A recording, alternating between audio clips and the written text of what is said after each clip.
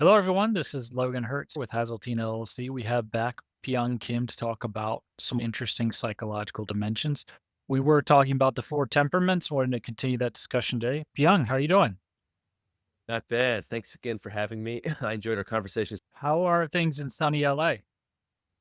It's great. I'm about to meet my brother this weekend to go to an NFL game, enjoy the outdoors a little bit. Nice. um, but we're both from the East Coast. I do miss the seasons, so I'm looking forward to spending some time in Virginia for the holidays. Mm. I loved LA every time I visited there, man. I'm a Californian by nature, even though I haven't spent much time out there. Every time I go, I love it. So I fit right in. I fit right in. We should visit soon. Hit me up. Yeah, you were a very nice guest last time. So last time we talked about the melancholic and the choleric. We talked about some of the strengths and weaknesses of both. I've interacted with cholerics, not so much in the workforce, but more in my personal life. My challenges with cholerics have been more on the personal side, not so much on the professional side.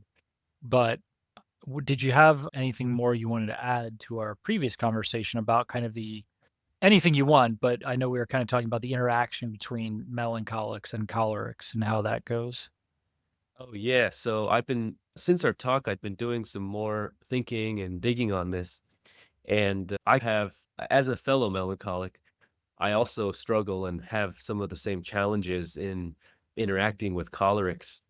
And for me, unlike you, I think I still have a lot to figure out in terms of the workplace, not just personally. But I was thinking about and looking at what are some guidelines or helpful ways to think about that if you are a melancholic.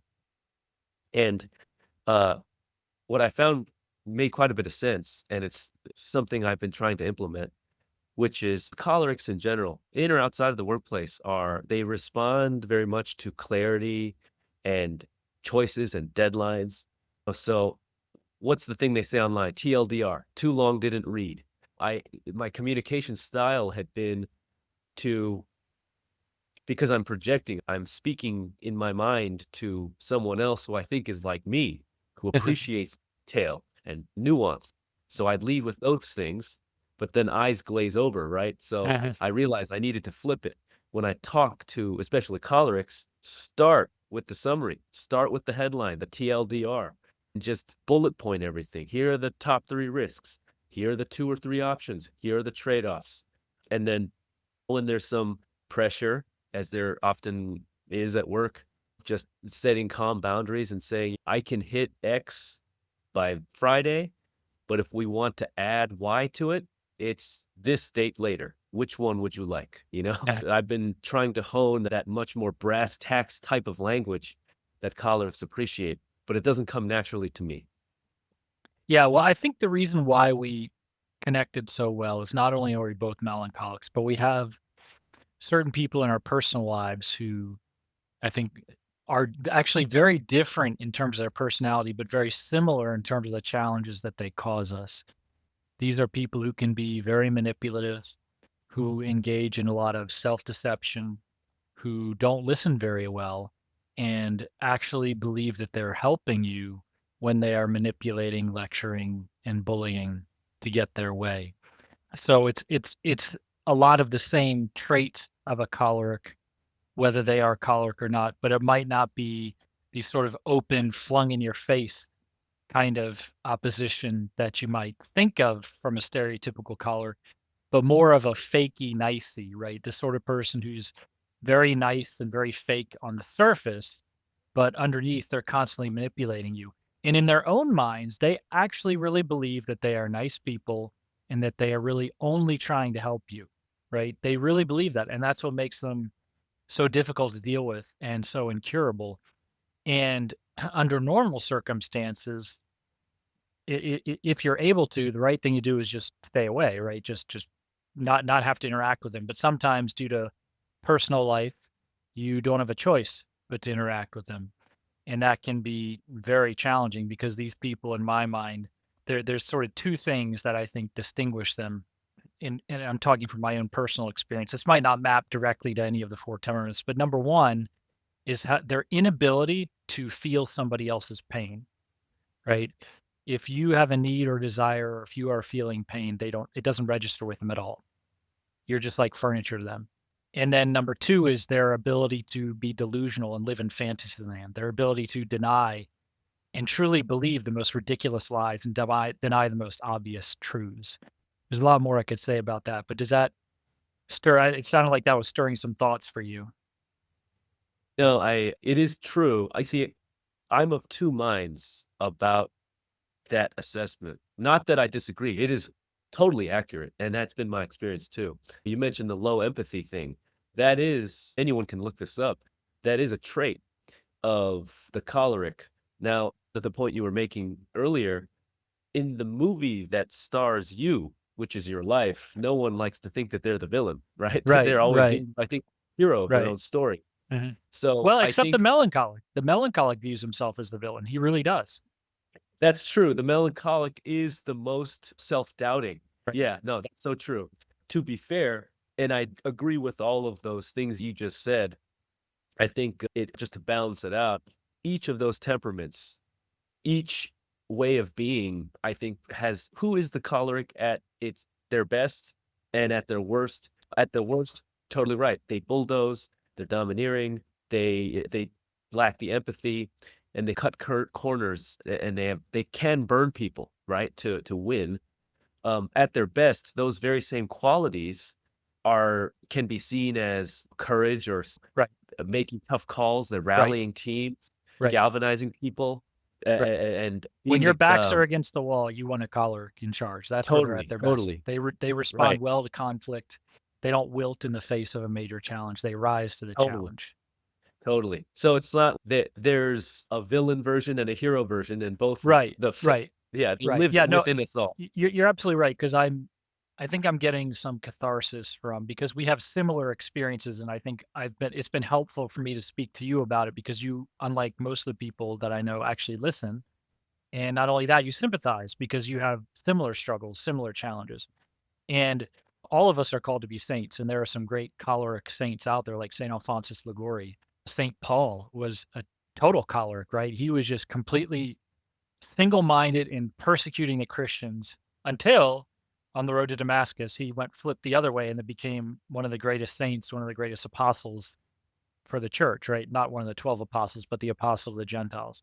So certainly the goal for any of us is to become a saint. And no matter what temperament we have, we can become a saint. So St. Thomas Aquinas was a melancholic saint. St. Alphonsus Liguori was a choleric saint. St. Ignatius of Loyola was probably also a choleric saint. St. Therese of Lisieux was a melancholic saint, right? So they all have their different strengths and weaknesses. But Yeah, I and I think, would argue yeah, go ahead. that you got me just thinking about and we may have mentioned this last time, probably the most prominent melancholic archetype from the Bible is Moses. You know, he's the steadfast. He led Exodus. He's praised for his humility, but at his worst, he has those liabilities of the melancholic, which is the hesitating, bargaining at the burning Cowardice. bush. Yeah, striking the rock instead of speaking to it. I believe all of these figures, and you pointed out a great example, like Paul, and even Peter might be phlegmatic. You think? He's more of a sanguine, I think. St. Peter's more Sanguine, yes, impetuous. He's right, a sanguine, right? Totally, yeah. One way or the other, yeah. right. But The again, another phlegmatic great might be saint. Abraham, but yes, yeah. It's interesting how these archetypes do show up in the Bible, and in these stories, both of the strengths and the pitfalls play out. Right, right. I think that's the great thing about the saints when you learn more about them is how human they are. They're not floating above the clouds. You know, these are real people who have the same struggles that you do, the same everyday mundane things that you deal with, they dealt with, right? And even the greatest mystics, it was the same thing. They lived in many ways very ordinary lives. Father Cassian Folsom called Saint Benedict the patron saint of the ordinary. If you look at the life of a Benedictine monk, it's very plain and very ordinary, right? You get up, you say your prayers, you do your work, you eat your meals, you do some recreation, then you go to sleep, and then you do it again, right? And it's not anything. It is something supernatural, but in a very mundane way, mundane on the surface, right? So yeah, yeah, and I think I think it's also that some of the people I'm dealing with are sort of half choleric, half sanguine. And I don't know, it might not be choleric, it might be just these particular people that I have in my own personal life. Again, no, it is one of the vices of the choleric is hypocrisy. Hypocrisy, living a lie. You look at the Pharisees in scripture, those are cholerics at their worst, right? They want to appear virtuous. They think of themselves as being better than other people. So they think the rules don't really apply to them, not really in the same way. Rules are for those ordinary people, those mundane people, right? And so these people, what makes it so hard to deal with them is again, they actually believe that they're helping you. They really fundamentally believe that, and it's hard to shake them out of their false belief, right? Because their self-absorption leads them to believe that. But one of these people actually said something that was very interesting because I've learned that you can learn from everybody, right? No matter whose lips are moving, it's the Holy Ghost who's speaking. You can always learn. And in fact, the less perfect that person is and the more annoying they are to you, the more you should probably pay attention because in one way or another, they're going to deliver an important message to you. The people that you respect can certainly be very helpful too, but they're more there for support and encouragement. They're not necessarily going to give you a mind-blowing breakthrough and have you grow in self-knowledge. But what this person said was, pay attention to what people say about what annoys them, right? Because what annoys them, what they complain about the most in other people is what they themselves struggle with. And of course, the person who said that was a total hypocrite. They'll never apply that logic to themselves, right? When they look in the mirror, they only see the fantasy version of themselves, right? They see an angel or a martyr or both, right? But it is very useful because I found that, yeah, the things that annoy me and other people, like people when they're passive, that irritates me a lot. Why? Because I am. That's me. That's what I struggle with, I won't take charge when I should. I won't make decisions when I should. I won't stand fast when I should. But this particular person, I remember we were at a social event and this particular person got super irritated and angry and started complaining to me about this other person. Oh, they're so self-absorbed. Look at that, blah, blah, blah. And I hadn't noticed it, but I took a second look at that person. I was like, yeah, I think you're actually very insightful. You're seeing that that person is self-absorbed. I didn't see it at first, but now that I take a closer look, you're right. That person is very self-absorbed. But the more interesting question for you to ask yourself might be, why does it irritate you so much that you have to make snide comments to me about that person? Yeah, they're self-absorbed. So what? Plenty of people are self-absorbed, right? Another thing that this person will throw around is I'll get very irritated with that person. They're an adolescent. They're immature. They're an adolescent, right? And I'm like, and I take a second look at those people. I'm like, yeah, they are immature. They are an adolescent. But why does it irritate you so much that you have to make snide comments to me about it, right? Maybe because you're also immature and adolescent, right? You're more grown up on the surface, right? But you still throw your grown up temper tantrums. It's just a more advanced method. Right? What you're bringing up is something I've struggled with a lot. I think we all do, which is basically we all assume that who we're talking to is like us. They might call it each personality type or each temperament basically tends to project their own bias. So choleric sees others as lazy slash fearful. We assume we all have insecurities and we all, whether we consciously, intellectually understand what they are or not, on some level, I think we do know what our faults are. So, melancholics assume others are judging like we do. Sanguine thinks everyone's fine with spontaneity and being in the spotlight, etc. So, I think what I love about these kinds of conversations and speaking with you and thinking about four temperaments, or really the big five psychology traits, ocean, or whatever the modern du jour framework might be. Right now, I think the popular one is 9 enneagrams. They're all just offshoots of each other, different mappings or dimensions to basically categorize human behavior and tendencies. The reason I think thinking about this is helpful is because it first makes you think which ones am I? And so when you catch your own lens, then it makes you realize, oh, not everyone is like me. Okay, what's my audience? Who are the Right. other people in my life? What are they? And Mhm. so it gets us out of this knee jerk. way of behaving, which is just projecting, to your Right, point. right. No, you're right, because I have found too, I've learned that to deal with a choleric, they respond well to a very direct form of communication, whereas I probably wouldn't. I might be hurt by that. You know, a melancholic would be hurt. But I have found some of these these cholerics on the rare occasion where I just get in their face a little bit, which is not something I normally do. They actually sometimes respond pretty well to that, right? They don't get upset. They're just like, "Oh, I didn't know that. Okay, now I know that." But you have to get in their face before Yeah, they yeah, realize. As yeah, one person put it, cholerics respect a brick wall. You know, just give them a brick wall. You know, that's what yeah. they respond well to. You know.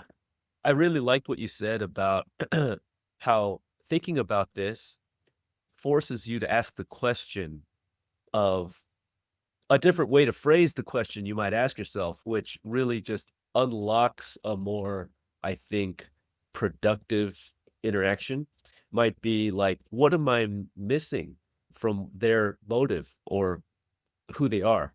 It's something that we don't really stop to ask unless we have thought about the fact that people are different and exactly how are they different. So that's why I think this is all super helpful. Yeah, and I think we also need to avoid the trap of thinking I can change someone else's behavior, right? That's the trap that I think in their own different ways, both melancholics and cholerics fall into, right? Choleric thinks if I just beat this person up enough, I'll get them to change. Well, you can change their exterior behavior if you bully and manipulate them enough, but you're not going to change their hearts and minds. The melancholic also thinks that, you know, if I change myself, then other people will accept me. And it's like, no, you just need to change yourself for the sake of becoming a better person, period. And that might mean some people respond negatively because a lot of people don't like seeing virtue in other people. It annoys them because it shows them what they should be, and they don't like that, right? That's why being around a virtuous person doesn't necessarily give you a warm and fuzzy feeling, you know, a truly Yeah. virtuous person, right? I mean, look at the way the saints, the prophets, our Lord, the martyrs were all treated. They generally weren't treated very well because virtuous people are kind of a sore to us because they show us, they're mirrors to us, and they show us what we should be, what we are in relation to them, and they reveal all of our excuses for just what they are, excuses, right? They're just excuses. We can become saints if we truly want to be saints, you know? Yeah. And I think that I agree with you that melancholics and cholerics in opposite ways have the tendency to change people. The melancholic tries via maybe standards or perfection. I've noticed I'm a perfectionist and I've been trying to work on that. And as I've gotten older and started to look outside my own prism of experience, outside my own ego, I start to realize more and more how I have been projecting that without realizing, expecting too much of others because I expect too much of myself, really. It's that projection again. So, one, we talk about strengths and weaknesses. Something I've always admired about the phlegmatic is I think they are the least likely, arguably, tell me what you think, of uh trying to change people or expecting that. I think they're the ones that are very good at adapting rather than remaking or trying to remake people. Yeah, I agree. I totally agree. They're sort of the opposite of the choleric in that sense. Because what I've noticed is cholerics are super obsessed about things that don't matter. They get really upset and angry, and they are always doing in these causes or building a business or whatever it is, but always focused on this life and losing sight of the things that really matter, right? And so I've noticed how cholerics will get upset with melancholics like me because to them I appear lazy, but it's not that I'm lazy, it's that I'm focused on the things that really matter. I remember one guy, he wanted to, you know, get us involved in some letter writing campaign to a local politician, and he asked me to join, and I said no. And he got really angry and called me some names, and this is in front of other people, right? He called me weak. He compared me to Pontius Pilate, right?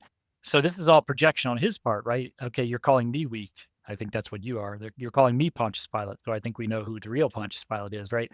And it was a good moment for me because in that moment I felt awful, right? I felt totally guilty, like I'd done something wrong, and I had to stop myself and stay firm and realize, no, I haven't done anything wrong. I've done nothing wrong. And I felt awful for days, and I had to resist giving into my emotions and resist the melancholic tendency to just let the bully have what he wants. and somehow convince myself that, oh, that I'm being nice, you know? And it's like, no, being a doormat is not virtue. He's the one who's done something wrong. And what it shows, of course, is that similar, getting back to what I said earlier about sometimes people will be fakey nicey on the surface, vicious bully underneath, right? He wasn't asking, was he? He wasn't just asking, like, oh, hey, you want to join in? No, he was making a demand, because if it weren't a demand, he would have accepted my no with equanimity. Not only that, he might have been genuinely interested in, oh, why do you not want to join in? What would you like to do? What's your perspective on this, right? In my perspective is this doesn't matter. None of this stuff is important, right? Right. You are, and the reason why he called me weak is because I think he's weak. This is his escape from the things that he should be focused on, like the spiritual life, more important things that he should be doing inside his own family.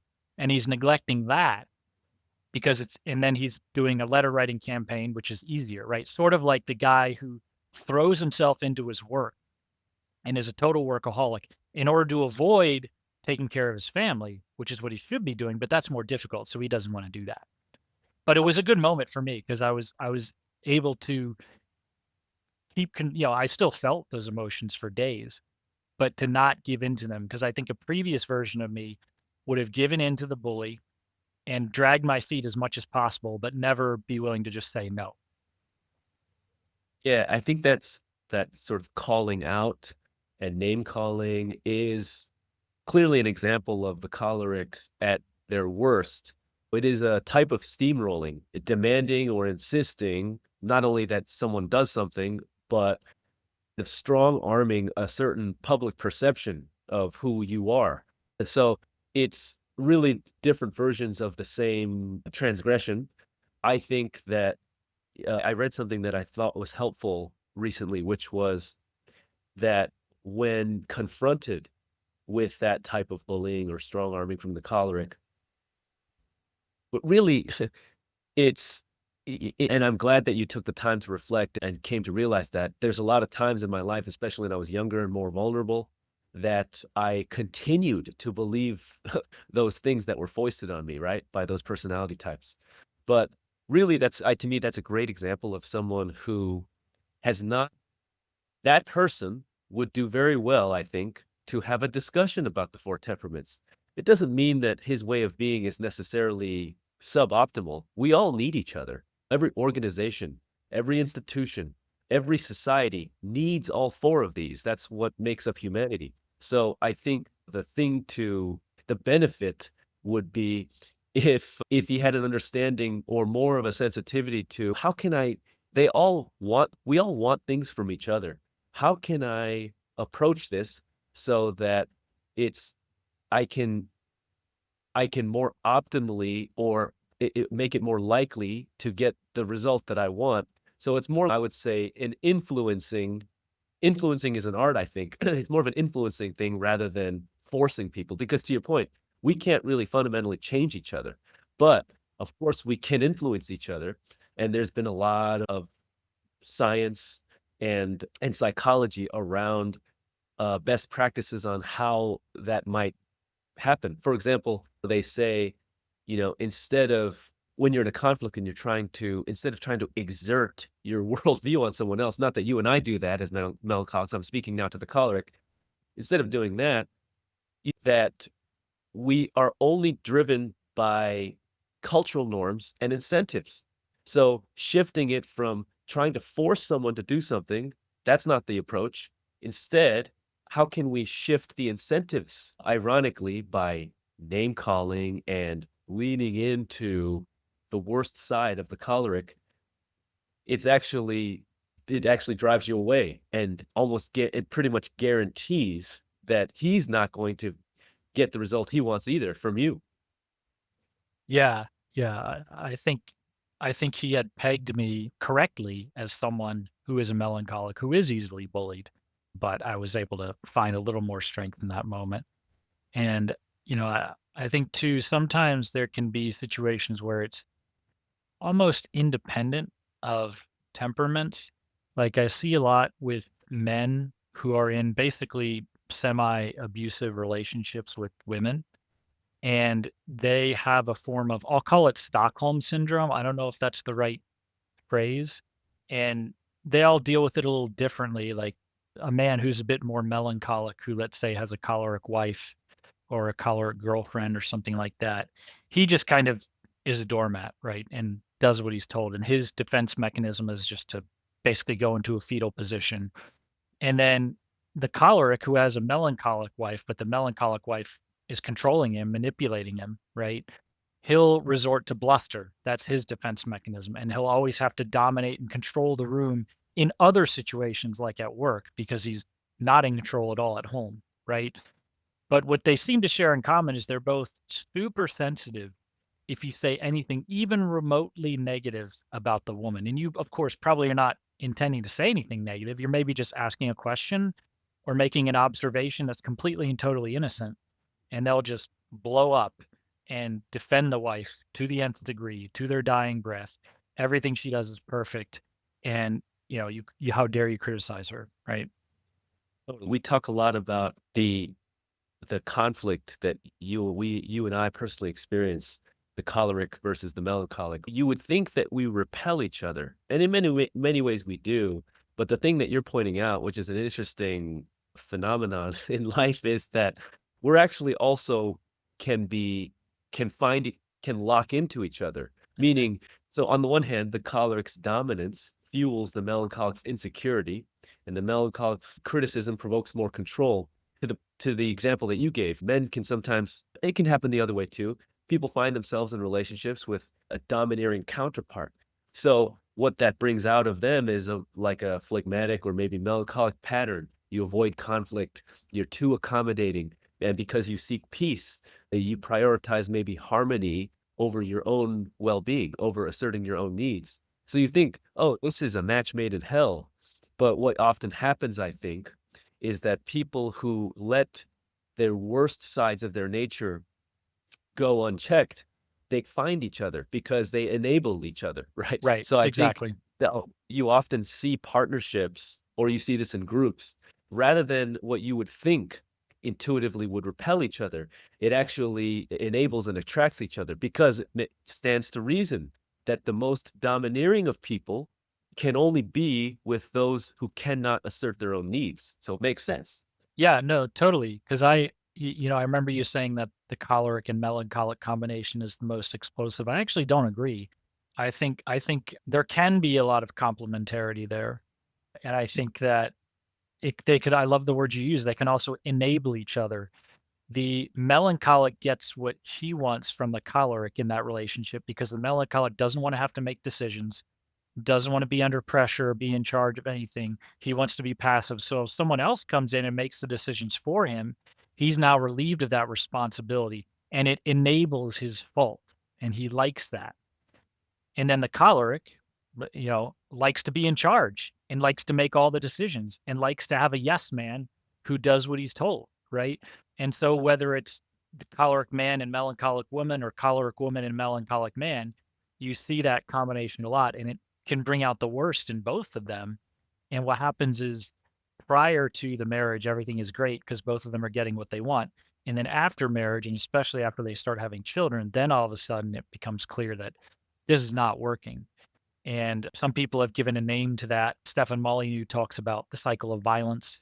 I've heard a priest talk about, he didn't give it a name, but he called it, you see a cycle where domineering choleric woman will marry a passive melancholic man. Then they have a domineering choleric daughter, and then she goes and finds a passive melancholic man and marries him. And the cycle repeats that, right? And unfortunately, I see that a fair amount. And the people who really suffer in the end are the children. Those are the ones who really suffer. Yeah, no, that's funny how, yeah, these cycles play out. We have different phrases in pop psychology to that people say, what do they call it? Generational trauma, maybe, or yeah, these things I think do repeat themselves for sure. I do remember saying that melancholic choleric was the most explosive. Maybe I was projecting because I've only ever lived my life, and the explosions I've ever been with only ever been with cholerics. Arguably, maybe the most explosive could be choleric plus choleric, right? Right. If Yeah. they're at odds. But you think that, again, to temper what we've been saying, I think there's a healthy way for each of these pairings to Yeah. to exist. choleric melancholic, it turns harsh because choleric dismisses the melancholic's depth.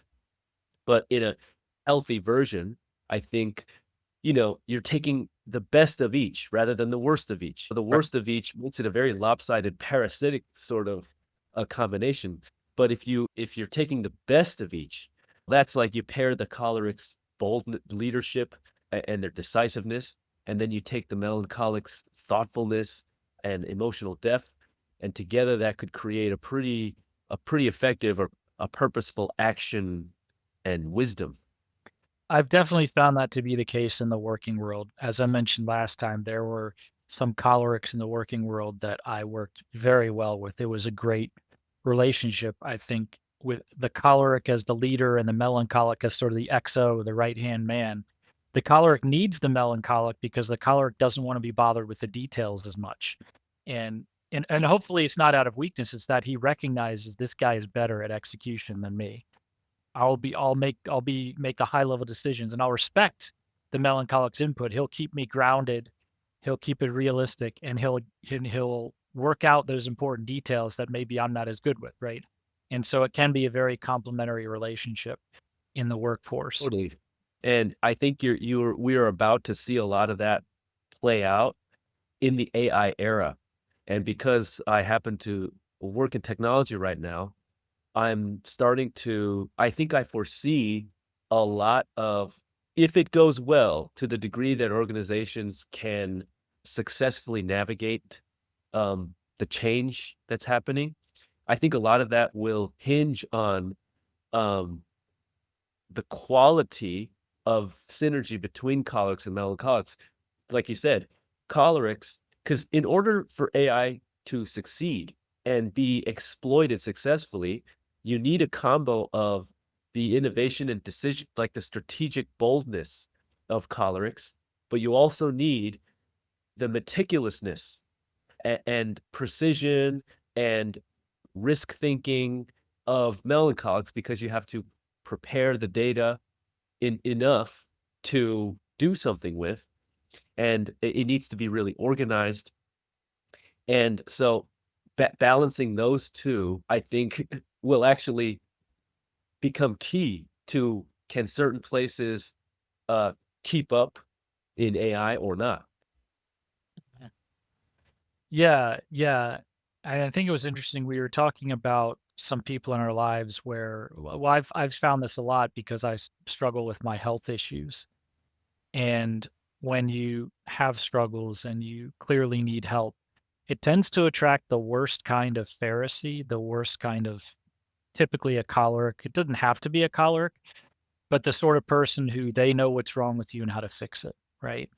And they are ready with a suggestion. And if you don't follow their suggestion, they get very angry. Like, I'm trying to help you. I'm trying to help you, you know? And it's like, no, clearly you're not trying to help me. First of all, I would back up and use a different word. From my own experiences of years of dealing with this, I reject that word help. If you want to help someone, you're being condescending and patronizing and you're looking down on that person. What you're saying is, I'm the superior. This is the weak little inferior who needs my help. If you view them that way, you cannot have any genuine compassion for them, right? The first thing you have to do is view yourself as a servant, right? Say, I'm going to serve this person. So you have to let that person tell you what's actually going to be helpful and actually be receptive. Because sometimes they might ask, how can I help? But they're not really asking. They don't want you to be honest with them because there are a lot of things you could ask them for they would not want to do, right? And so what they really want to do is virtue signal at your expense. What they really want to do is impose their will on you and call that helping, quote unquote. The last thing that they actually want to do is the prerequisite step. Well, two prerequisite steps first. Right? First, you got to have genuine compassion for that person. Has to be there. Secondly, you have to actually listen to them because if you presume to know what's wrong with them and how to fix it, you're never going to listen, right? Invariably, there's something that you don't know. So you have to have the humility to acknowledge that you probably cannot really help that person. If you start with that humble admission, it's possible that you might be able to do something to at least alleviate their suffering somewhat, right? But I've experienced that a lot where nobody actually wants to listen to me, and it's very painful for me to kind of talk through a lot of the things that are happening to me. And so as a result, you know, when you ask for help, there are people out there who have genuine compassion and who genuinely do want to help you, but they're never going to be the first ones to volunteer. Yeah, and I think, even if and I do feel bad that you have had not the easiest time in finding compassionate ears. It can be, I think, discouraging, especially today, that it just seems like that's in short supply, and maybe it is. That's why I didn't grow up Christian really, but I really value and I think about these stories, and because I do think there's a lot of truth and wisdom in scripture. Even we talked about how some of these saints or these people in the Bible are how they represent these archetypes. You mentioned the Pharisees. The Pharisees as a group, as a movement, also I think represents that too. And there's a lot of lessons there. And I hear you talk about them. I'm thinking of again both the good and the bad, like that any movement has, or that any personality type has. As you're pointing out, the at their worst, there's maybe could be a pride or like a hypocrisy, you valuing basically rules too much over compassion. But at their best, the idea of it, I think it's like in rabbinic Judaism or whatever, where that could be at their best is represents things like discipline and devotion to scripture and preserving a tradition. So it's I always like thinking about what not only what is the best and worst side of me, but if I understand the others, what best and worst sides look like, I think we inch toward a better place and have better and more fruitful interactions and exercise more compassion. I think if our better nature wins out more often than than the other side. Yeah, it's been said, nobody cares how much you know until they know how much you care, right? Nobody cares how much you know until they know how much you care. And of course, what I find is that as a class, the people I'm interacting with don't really know anything. They're including the medical professionals. They don't really know much, but they like to lecture and bully and so on. And I think to your point, I think it can be a bit of an illusion that social media and other things, which you got to get off of social media if you want to live in reality. But compassion seems to be in short supply because the people who are the most compassionate are always the most quiet. That's true. They're not going to be on social media, right? Very true. And so as a result, they are out there. But in any room, it seems like the person who talks the most is the person who knows the least, right? And I Right. think there's a similar thing going on here because in order to have compassion, it means to suffer with someone else, to suffer with someone else. And the reason why compassion is a difficult virtue is it requires suffering, right? You have to really be willing to feel somebody else's pain. And most of us, when we feel pain, the natural human tendency is to shy away from it, right? And so oftentimes I think that, again, I'm thinking of people in my own personal life where it's kind of sick because they're actually attracted to other people's suffering because they like viewing themselves as strong and virtuous and other people as weak and feeble and helpless so they can come in and virtue signal at those people expense, really take advantage of them, which is really sad and really sick. Whereas someone who has compassion, like melancholics, tend to be the most compassionate people by nature. And I've never thought of myself as a compassionate person. And when someone told me that, oh yeah, compassion is one of the great strengths of the melancholics, I was like, nah, I'm not. I don't have that. Are you kidding me? No, not at all. Not at all. And By the that's, way, by the way, also the self-doubt of the melancholic. right. But the point I was going to make is that usually when someone gives you a compliment and it resonates with you and makes you feel all warm and fuzzy inside, it's probably a false compliment. It's probably someone trying to manipulate you and it's not accurate. When it doesn't resonate with you and you feel like I don't have that and I don't even want to have that, because I feel like people are calling me weak when they say I have compassion, right?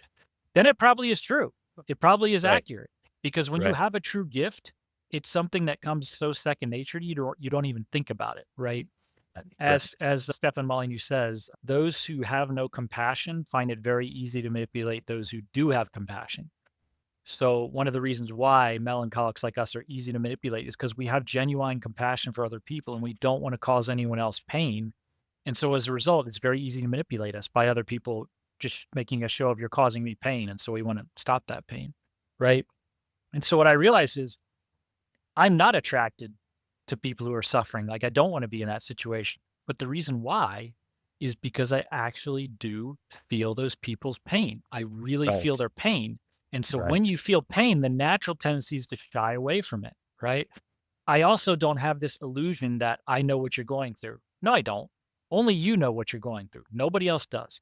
One of the most insulting things you can say to someone when they're suffering is, "Oh, I understand what you're going through." People have said that to me before, and I just want to smack them across the face. Like, no, you clearly do not know what I'm going through, nor have you ever bothered to figure it out. Clearly not. Okay. You're just being dismissive, right? So you have to have two humble admissions. Number one, I do not understand what this person is going through. Period. End of story. No matter what. Two, there's nothing I can really do to help this person, right? God can help them. I cannot. And that's where compassion comes in. Because what can you do? You can suffer with them. That's what you can do. If this person is dying, you're not a prophet or a saint. You can't just miraculously heal them. You cannot do that, right?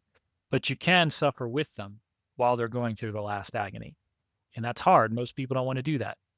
Most people want to give them a quick fix or, a very superficial, trite, sort of slogan that is insulting to them, right?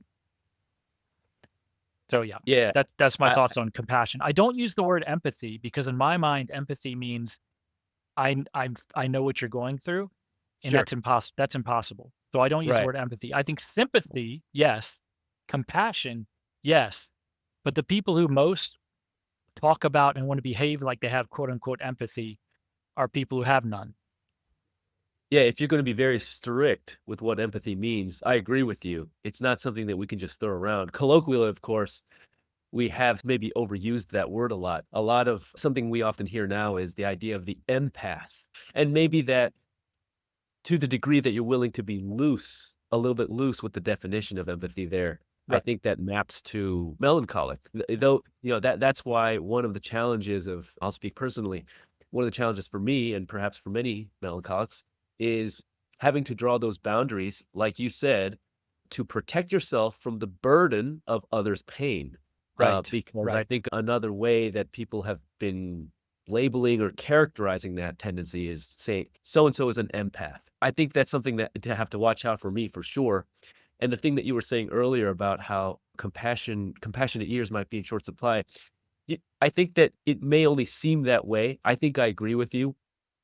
There's a whole confluence of things happening that make it seem that's the case. First of all, we talk about this as Dunning-Kruger effect.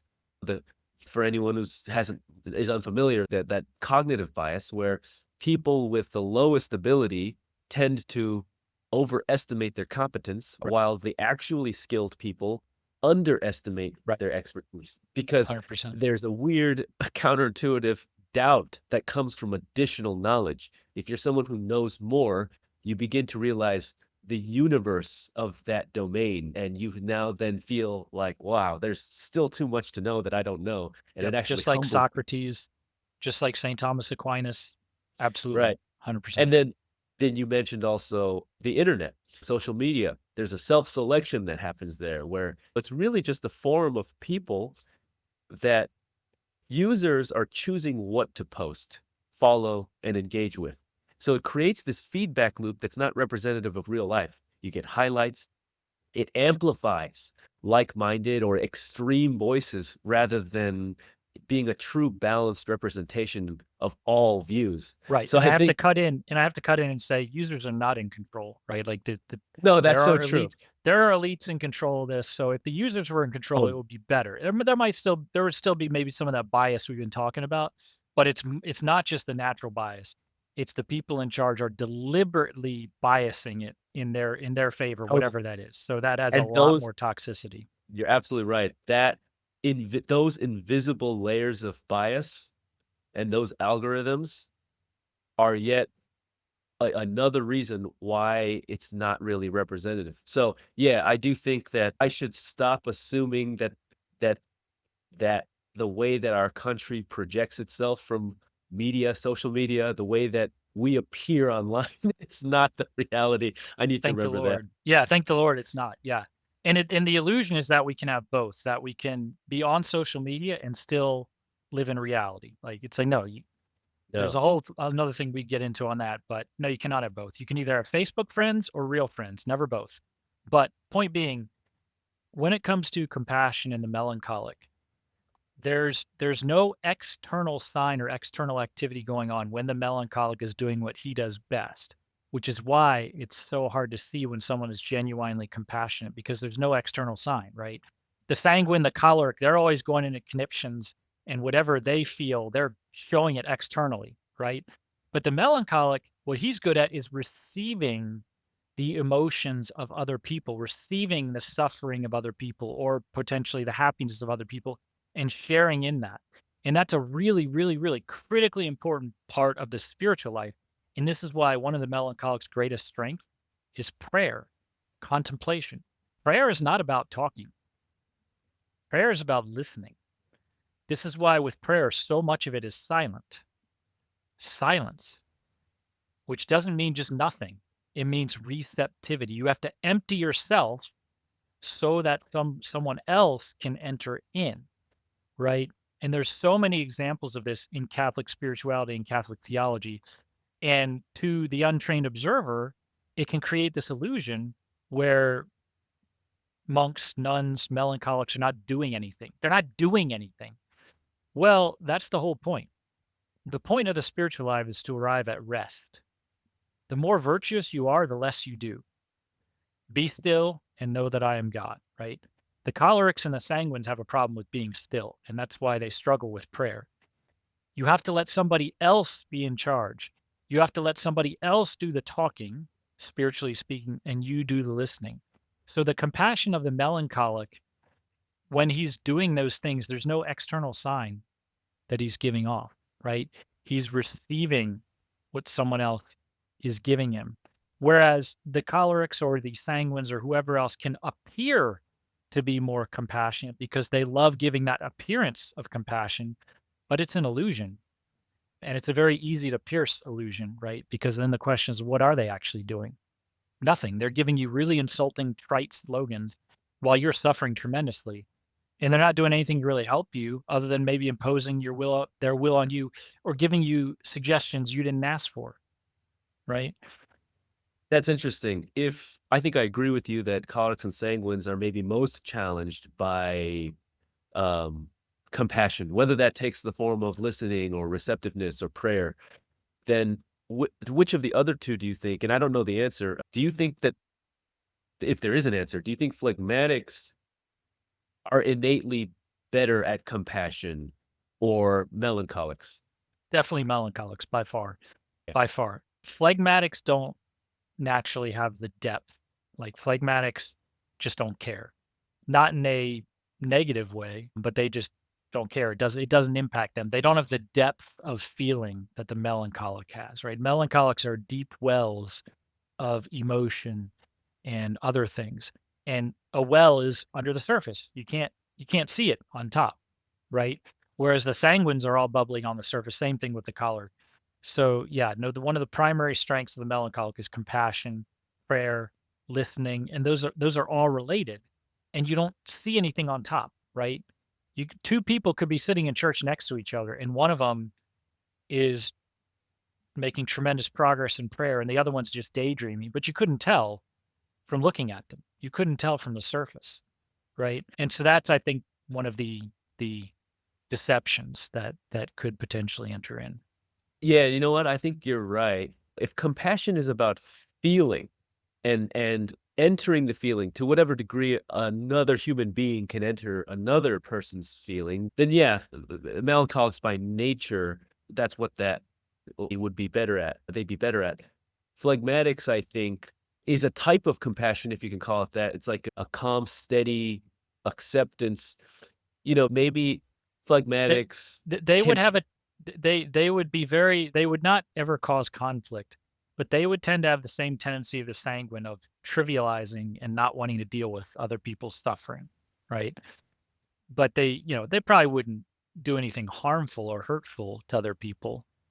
And of course, Because the funny thing is the cholerics and the sanguines never in their own minds deliberately do anything to hurt other people. It's just their pride and their self-absorption right, blinds them to the fact right. that they are actually hurting other people at the same time they think they're helping.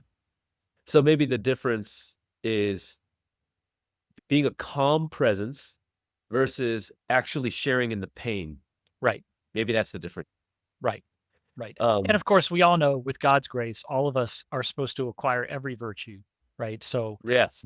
our temperaments help us to have self-knowledge and know where we are, what our strengths and limitations are naturally. But with God's grace, of course, we can overcome everything. And I'm often reminded of the quote, "He useth the weak to confound the strong." And oftentimes you see that people who are by nature the least attuned to a certain virtue are the ones God uses to set the example of that virtue in order to, confound and humble the other people who really should have that virtue by nature. And I think no matter what a person believes, heck, even an atheist, I think, would agree that a controlling idea of life or an aspiration would be to become more well-rounded, and to seek the power and wisdom of all of these different ways of being. I like what you said earlier, which is anytime there we're triggered, anytime a triggering event or person emerges, it's actually you could think of it as a good thing, and I like thinking about it that way. I like the way you think about it because it exposes the parts of us that are maybe that need more development. It forces us to ask the questions, it invites growth and the balance that we all, I think, would want to achieve. Absolutely. As Saint Jose Maria Escrivá says, don't say that person annoys me. Say that person sanctifies me. Oh, wow. I love And on that. on That's that note, I know we've reached the end of our time. This has been a great discussion. I'm looking forward to the next one. Pyung, thank you so much for your time and insights. Great stuff as always. yes, thank you, Logan. It was great to be here with you.